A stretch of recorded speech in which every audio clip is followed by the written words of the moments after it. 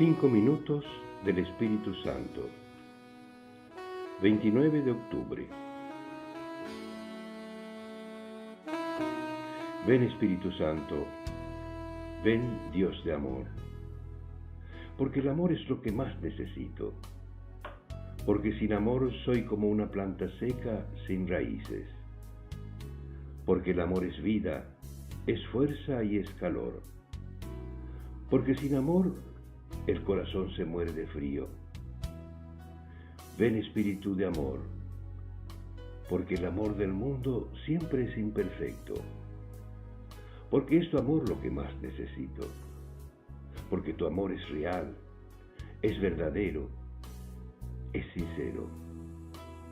Ven Espíritu de amor, porque todo mi ser está hecho para el amor. Porque el amor le da sentido a todo lo demás. Porque sin amor, nada podrá hacerme feliz.